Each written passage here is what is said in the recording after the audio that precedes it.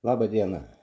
Šiaip nedarau, nemėgstu tiesioginių transliacijų ar dar kažko tai, bet vakar, šiandien, tokie įvykiai, kad jau manau, kad padarysiu, nes čia ne kiek rimta, kiek juokinga gaunasi, nes gaunasi maždaug taip kaip pasaka. Ne apie du princus ir ne apie dvi princesės, tokia gal nelabai populiari, bet ir madinga šiai dienai, bet pasaka apie tai, kaip mums trūksta darbo jėgos iš užsienio, atsivežtinės tos pigios darbo jėgos. Tai dabar madinga pasirodo atsivežti tą darbo jėgą iš Tadžikijos berods, jeigu neklystu.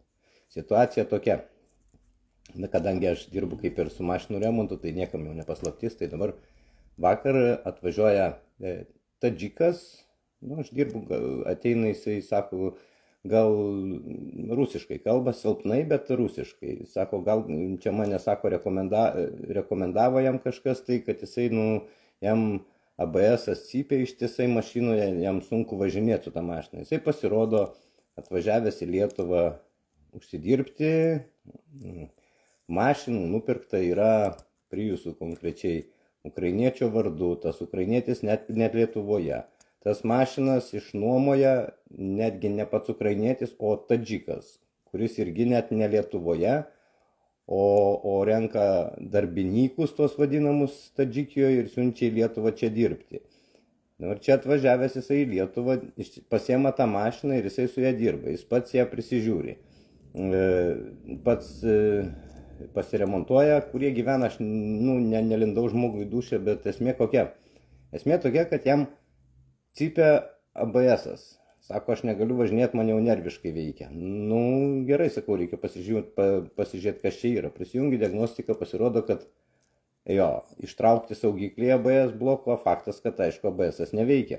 Tai bet pas Priusą yra tokia bėdelė, kad pas jį stabdžiai beveik nestabdo, kad ABS-as neveikia.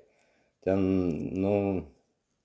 sakau, čia su ABS-u, aš jam patikrinau su ABS-u, bėdus. Jo, sako, kažkaip tai sako, dabar nebeveikia tas ABS-as. Gerai, sakau, pasikėliau ant keltuvų, dar įdomiau. Sakau, jis iš pradžių sako, kiek čia kainuos tas ABS-o pataisymas. Tai sakau, pradžiai reikia susidėti saugiklius ir pasižiūrėti, kas ten yra giliau. Bet pasirodo, kad ten siurblys numiręs ABS-o. Ir kad jį keisti, tai ABS-o blokas, gal ten dėvėtą galima rasti, gal už 50 kokį eurų, sakykim. Bet dar pakeitimas, viską, dar stabdžius keisti, iš 100 atsistos bet kuriuo atveju jisai. Bet kuriuo atveju. Jisai paklausė, sako, oi ne, čia 100 man labai brangu, gal sako, eina kažkaip užgesinti. Sakau, tai neis užgesinti niekaip, sakau, kol nesutvarkysi. Pasikėliau, pasižiūrėt, kas ten, sakau, gal dar kažką eina padaryti. Tai aš pats apakęs realiai. Priekinių suportų nėra. Žmogus dirba Bolt kurjeriu su tą mašiną, važinėja ištisai po miestą.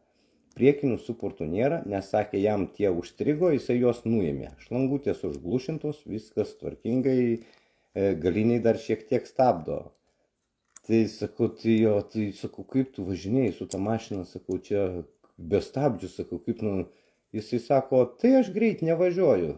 Tai gal pas juos Tadžikijoje tai ir yra įprasta, kad be stabdžių važinėti galima su mašina.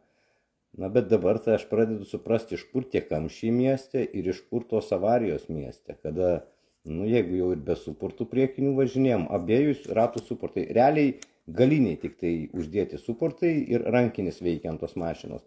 ABS-as neveikia, priekinių stabdžių suportų nėra.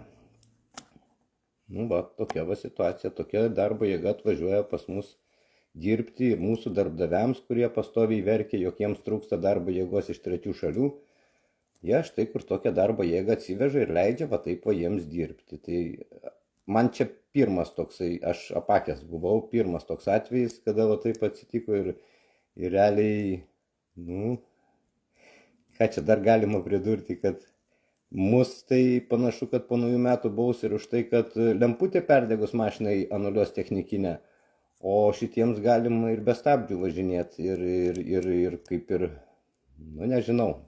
Tai būkim atsargus gatvėse, nes realiai jeigu važinėja tarp mūsų tokių mašinų, kurios net ir be stabdžių, be suportų važinėja, tai tuoj su 3 ratais pradės važinėti. Tai tiek, geros dienos visiems.